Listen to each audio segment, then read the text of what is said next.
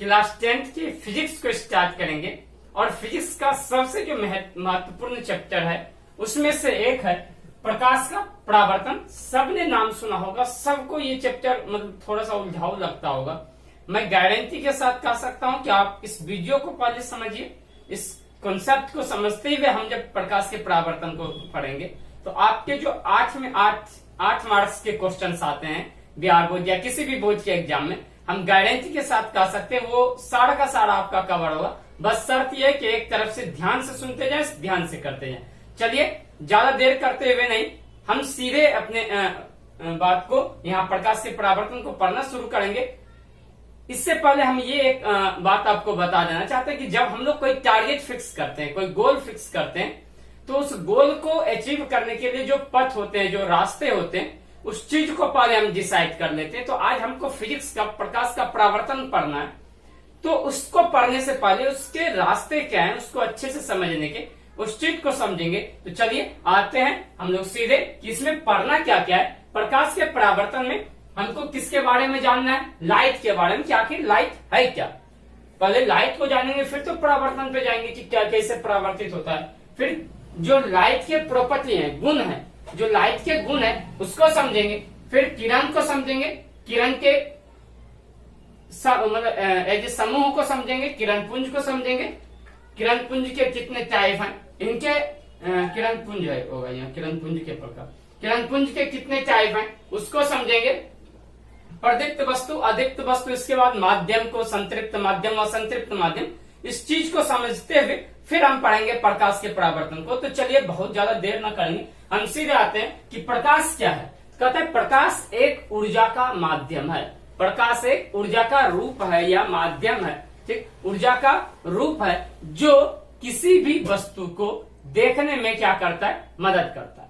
प्रकाश क्या है? ऊर्जा का एक रूप है जो किसी भी वस्तु को देखने में मदद करता है, ठीक। अब इसके क्या गुण है ये तो हम समझ में आ गया कि ये क्या है, ऊर्जा का एक रूप है, ठीक। दूसरा क्या है, जैसे सूर्य का प्रकाश है वो क्या है, हमको एनर्जी देता है।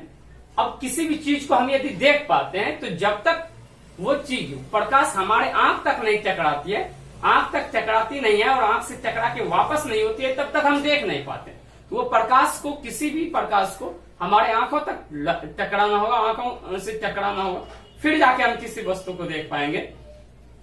सो अब समझेंगे कि प्रकाश के क्या प्रॉपर्टी हैं, गुण क्या है। तो प्रकाश का जो ये गुण बहुत महत्वपूर्ण है, ये 2 नंबर के सीधे क्वेश्चन भी पूछ सकते हैं। प्रकाश क्या है, इसके गुण को लिखें, ठीक। तो अब प्रकाश के गुण में सबसे पहला गुण क्या है कि प्रकाश जो चलती है ना वो सीधी रेखा में, किस रेखा में चलेगी, सीधी रेखा में चलती है, ठीक। उसके बाद इसका मतलब कि वो टेढ़ी मेढ़ी रेखा में नहीं चलती है। दूसरा कि प्रकाश एक विद्युत चुंबकीय तरंग है। कैसा तरंग है? विद्युत चुंबकीय तरंग है, ठीक। प्रकाश के गमन के लिए किसी द्रव्यात्मक माध्यम की जरूरत नहीं होती है, ठीक। प्रकाश के गमन के लिए किसी द्रव्यात्मक माध्यम की कोई आवश्यकता नहीं होती है। चौथा कि प्रकाश का जो वेग होता है, जो स्पीड ऑफ लाइट होता है, उसका जो चाल होता है प्रकाश का, वो मैक्सिमम किस में होता है, वैक्यूम में। वैक्यूम का मतलब निर्वात, निर्वात का मतलब कि शून्य, मतलब एक वायु चूषक पंप से किसी बोतल के अंदर से सारा हवा निकाल दो, फिर जो बचा वो क्या हो गया तुम्हारा, वो हुआ वैक्यूम, ठीक। तो जब तो मैक्सिमम किसका होता है, वैक्यूम का। वैक्यूम में जो लाइट चलती है उसका स्पीड क्या होता है, सबसे ज्यादा होता है। और कितना होता है याद रखिएगा आप, प्रकाश का जो वेग सर्वाधिक किसमें होता है, निर्वात में। और कितना होता है भाई, 3 गुने 10⁸ मीटर प्रति सेकेंड या 3 गुने 10⁵ किलोमीटर प्रति सेकेंड, ठीक। ये 2 चीज याद रखना है आपको, ठीक। ये प्रकाश के क्या थे, गुण थे। अब हम समझेंगे किरण को। किरण क्या होता है या रे क्या है? कहता है कि प्रकाश जिस सरल रेखा में गमन करती है उसी पथ को क्या कहते हैं, किरण कहते हैं। अभी तुरंत बताए कि प्रकाश क्या है, प्रकाश सरल रेखा में गमन करती है। अब जब वो गमन कर रही होगी तो किसी माध्यम से होके जा रही होगी, या तो हवा में जा रहा होगा, या तो पानी में जा रहा होगा, या तो ठोस में जा रहा होगा, या तो निर्वात में जा रहा होगा। तो याद एक और फैक्ट याद रखिएगा कि सबसे ज्यादा निर्वात में, उसके बाद हवा में, फिर जल में और फिर ठोस में। तो सबसे कम यदि प्रकाश का वेग किस में होता है, ठोस में। सबसे ज्यादा निर्वात में और हवा में ऑलमोस्ट इक्वल होता है। तो निर्वात में सबसे ज्यादा, उसका थोड़ा बहुत अंतर किसमें होता है, हवा में, फिर जल में। अब देखो तो क्या बोले, किरण क्या है, तो किरण प्रकाश जिस सरल रेखे पथ पर गमन करता है, प्रकाश जिस सरल रेखे पथ पर गमन करता है उसे क्या कहा जाता है? किरण कहा जाता है। अब है दूसरा क्या, किरण का इंग्लिश रे होता है। अब क्या है? किरण पुंज। किरण पुंज का इंग्लिश बीम ऑफ लाइट होता है। तो बीम ऑफ लाइट क्या कि सम ऑफ मोर देन वन रे, कि एक से अधिक किरणों के समूह को या किरणों के समूह को क्या कहा जाता है? किरण पुंज कहा जाता है। किरण पुंज क्या है? किरणों के समूह को क्या कहा जाता है? किरण पुंज कहा जाता है। किरणों के समूह को क्या कहा जाता है? किरण पुंज कहा जाता है। अब किरण पुंज के कितने टाइप है? 3 टाइप। किरण पुंज के टाइप में जो पहला टाइप है वो क्या है? अभिसारी किरण पुंज। अभिसारी का अर्थ क्या होता है कि एक बिंदु पर मिलना। अभिसारी का अर्थ क्या होता है? एक बिंदु पर मिलना। तो मतलब वैसा किरण पुंज जो प्रकाश से निकलने के बाद, किसी सोर्स से निकलने के बाद क्या हो जाए? एक बिंदु पर आ जाए। किरण पुंज का मतलब किरणों का समूह। तो जब एक से अधिक किरण क्या होगा? एक बिंदु पर आकर के मिलेगा, ठीक, तो वो क्या होगा हमारा? अभिसारी किरण पुंज। कौन सा किरण पुंज होगा भाई? अभिसारी। अभी का मतलब क्या होता है? एक बिंदु पर मिलना, ठीक। अब देखो अभिसारी किरण पुंज क्या होगा कि जब एक से अधिक, ठीक, किरण क्या होगा? एक बिंदु पर आकर के मिलेगा। देखो यहां से कहीं से आ रहा है किरण और कहा मिल रहा है? एक बिंदु पर। तो इसको क्या बोलते हैं? अभिसारी किरण पुंज। इसको संतृप्त किरण पुंज भी बोला जाता है। क्या बोला जाता है? संतृप्त किरण पुंज भी। इंग्लिश में कन्वर्जिंग रे। कन्वर्जिंग का मतलब एक बिंदु पर आकर के मिलने वाला, ठीक। उसको क्या बोलेंगे? तुमको अभिसारी किरण पुंज। इसके बाद क्या है भाई? अपसारी किरण पुंज। क्या है? अपसारी किरण पुंज।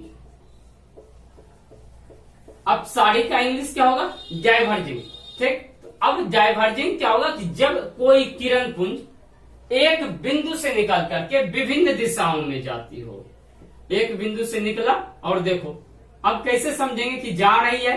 तो जिधर एरो मूव किया रहेगा, घुमा रहेगा, इसका मतलब उधर जा रहा है। अब यहां से निकल रहा है, एक बिंदु से निकल के क्या हो रहा है कि इधर जा रहा है। कोई किरण इधर जा रहा है, कोई उधर जा रहा है, सब अलग अलग दिशा में जा रहा है। तो ये क्या हो गया हमारा?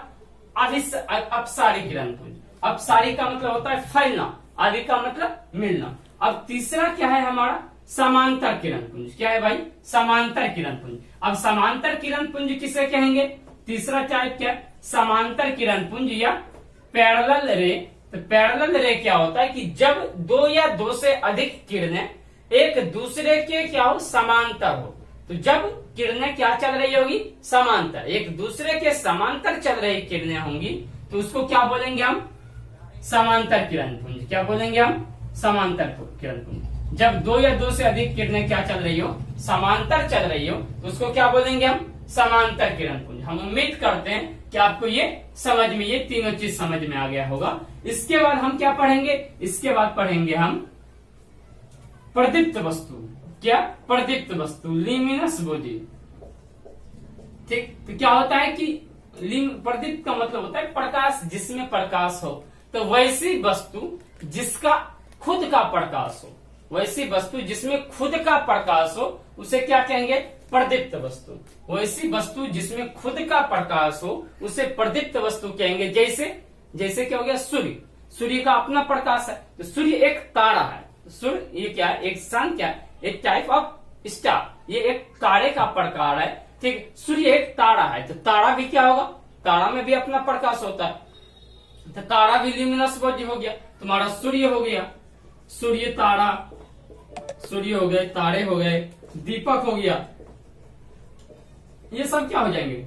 इनका अपना प्रकाश होता है। सॉरी, तो ये सब क्या हो जाएंगे? प्रदीप्त वस्तु। क्या हो जाएंगे? ल्यूमिनस बॉडी हो जाएंगे, जिनका अपना प्रकाश होगा। और दूसरा क्या है भाई? अदीप्त वस्तु। क्या है? अदीप्त वस्तु। अदीप्त वस्तु। तो अ का मतलब क्या होता है? Non luminous body. तो वैसा वस्तु जिसका अपना प्रकाश ना हो, वो प्रदीप्त वस्तु के हेल्प से क्या होता हो? जलता होगा, आता हो। उनमें प्रकाश किसके माध्यम से आता हो? किसी प्रदीप्त वस्तु के माध्यम से आता हो। या वैसा वस्तु जिसमें अपना प्रकाश नहीं हो उसे क्या कहेंगे? अदीप्त वस्तु। क्या कहेंगे? अदीप्त वस्तु। जैसे ग्रह जो है, ग्रह हो गए, उपग्रह हो गए, इनके अपने प्रकाश नहीं होते। ग्रह उपग्रह के अपने प्रकाश नहीं होते, तो ये क्या हो जाएंगे, टेबल हो गया, बेंच हो गया, कुर्सी हो गया, पेंसिल हो गया। ये क्या है कि जब हम इस पे लाइट देते हैं तो वो हमको दिखता है, ठीक। तो ये क्या हो गया, अदीप्त वस्तु। ये टेबल से खुद लाइट निकलता है क्या, नहीं निकलता है, तो वो हो गया अदीप्त वस्तु। क्या हो गया, अदीप्त वस्तु। हम उम्मीद करते हैं कि आपको ये यहाँ तक बहुत अच्छे से समझ में आ रहा होगा, ठीक। आप इसको नोट करना हो तो कर सकते हैं, नहीं तो हमसे कांटेक्ट कीजिएगा। हमारा जो टेलीग्राम नंबर होगा, व्हाट्सएप नंबर होगा, हम आपको फ्री में पीडीएफ बेहतरीन नोट्स देंगे। आपसे बस विनम्र प्रार्थना है कि आप देखने के बाद अपने से लेकर एक बार लिखने का जरूर प्रयास कीजिए, फिर हमको आप बताइएगा। अब हम लोग किसको पढ़ेंगे, प्रकाश से माध्यम को।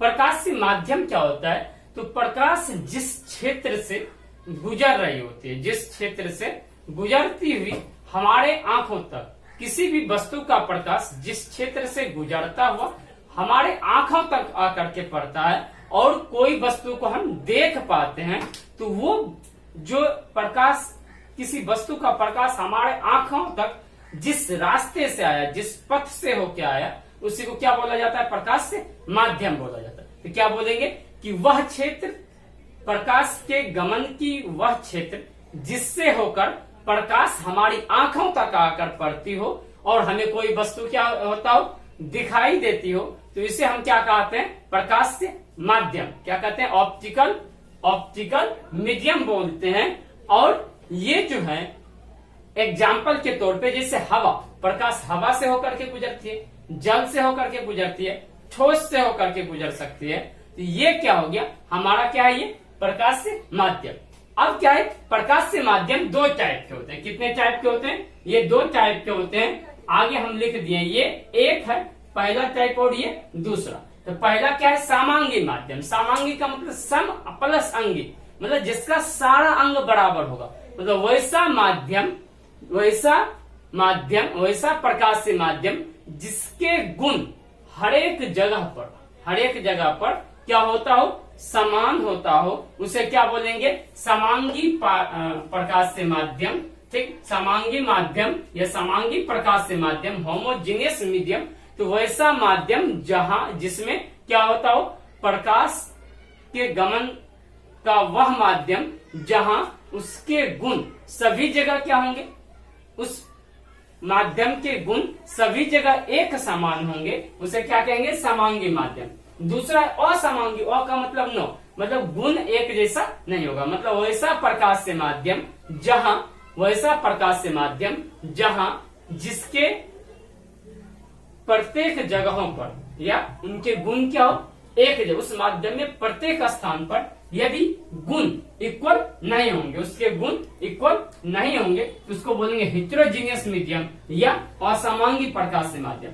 अब एक पारदर्शी होता है, पारदर्शी, पार का मतलब उस पार, अदर्शी मतलब दिख जाए, तो मतलब वैसा वस्तु जिससे आर पर दिख जाए, आर पर देखा जा सके, उसे क्या कहते हैं, पारदर्शी वस्तु। उसे क्या कहते हैं, पारदर्शी वस्तु, ठीक। उसे पारदर्शी वस्तु, जैसे क्या हो जाएगा, हमारा कोई शीशा ले लो, शीशा से आर पार देखा जा सकता है, ठीक। जो बिल्कुल मतलब बिल्कुल ही साफ पेज हो, उससे भी देखा जा सकता है, ठीक। चिमकी हो, मतलब पॉलिथीन वगैरह जो होते हैं, उससे हम क्या कर सकते हैं, आर पार देख सकते हैं। तो वह माध्यम जिससे हम आर पार देख सकते हैं, उसे क्या कहते हैं, पारदर्शी माध्यम। क्या कहते हैं, पारदर्शी, ठीक। वस्तु और माध्यम में वस्तु होगा भाई। दूसरा अपारदर्शी, अ का मतलब नो, अ का मतलब नो, पारदर्शी मतलब पार देखा जाए, मतलब वह वस्तु जिससे होकर प्रकाश या हम जिससे होकर के हम क्या कर सकते हैं, आर पार नहीं देख सकते, वह वस्तु जिससे हम आर पार नहीं देख सकते, वो क्या हो गया, अपारदर्शी। जैसे ईंट हो गया, टेबल हो गया, कुर्सी हो गया, बेंच हो गया, इससे हम मतलब यदि कवर जो टेबल के ऊपर से नीचे का, जहाँ खाली स्पेस का बात नहीं करें, ऊपर से जो ढका हुआ है उसके नीचे दिख सकता है, पहला टेबल के ऊपर से हम उसके नीचे वाले भाग को देख सकते हैं, नहीं देख सकते। कुर्सी के ऊपर से हम नीचे वाले भाग को नहीं देख सकते, उसको देखने के लिए पलटना पड़ेगा, तो ये क्या हो गया, हमारा अपारदर्शी। और एक क्या है, पारभासी, तो वह क्षेत्र जिससे या वह वस्तु जिससे हमको थोड़े मात्रा में हल्के फुल्के क्या हो, कि वो कोई भी वस्तु दिख जाए। तो जैसे क्या हो गया, कोई शीशा घिसा हुआ शीशा हो गया, उससे क्या होता है कि आर पार दिखता है, लेकिन पूरा अच्छे से नहीं दिखता। या किसी कागज में ऑयल लगा दिया गया, तेल लगा दिया गया, उससे भी क्या दिखता है, आर पार नहीं दिखता है। अब लास्ट क्या है, जो हमारा छाया है, सेजो है, तो सेजो कैसे बनता है या होता क्या है कि जब हम किसी प्रकाश के सामने हम किसी अपारदर्शी वस्तु को, जो आर पार दिखाई नहीं देगा, अपारदर्शी वस्तु को रख देते हैं, तो प्रकाश की किरण क्या होती है कि उस अपारदर्शी वस्तु पर पड़ती है और वो छाया बना देती है। वो क्या कर देगी, छाया बना देगी। वो क्या करेगी, एक मतलब वो अपना प्रतिबिंब बना देती है, ठीक, जिसको क्या बोला जाता है, छाया बोला जाता है। जो प्रतिबिंब बनता है, अंधकारमय क्षेत्र बनता है, उसी को क्या कहते हैं, छाया कहते हैं। हम उम्मीद करते हैं कि आपको ये जो बेसिक कॉन्सेप्ट है प्रकाश के परावर्तन का, ये बेहतरीन से आ गया होगा। कल का जो वीडियो होगा इससे और बेहतरीन होगा, बहुत बेस्ट क्वालिटी का होगा और बहुत इंपॉर्टेंट भी होगा, क्योंकि कल प्रकाश के परावर्तन को पढ़ेंगे, उसके नियम को पढ़ेंगे, फिर दर्पण को, प्रतिबिंब, वास्तविक आभासी प्रतिबिंब, दर्पण को पढ़ेंगे, उत्तल दर्पण, अवतल दर्पण, इसके नेचर को पढ़ेंगे, डिफरेंस पढ़ेंगे, कंप्लीट पढ़ेंगे। ठीक है, तो आपसे विनम्र प्रार्थना है कि आप भी बहुत अच्छे से देखिए, अच्छे से समझिए, नोट करते जाइए। और यदि आपको मतलब हमारा नोट लेना हो तो हमसे कांटेक्ट कर सकते हैं। ठीक, बाकी बहुत बहुत धन्यवाद। आप भी अच्छे से पढ़िए, दूसरे दोस्तों तक शेयर कीजिए। धन्यवाद।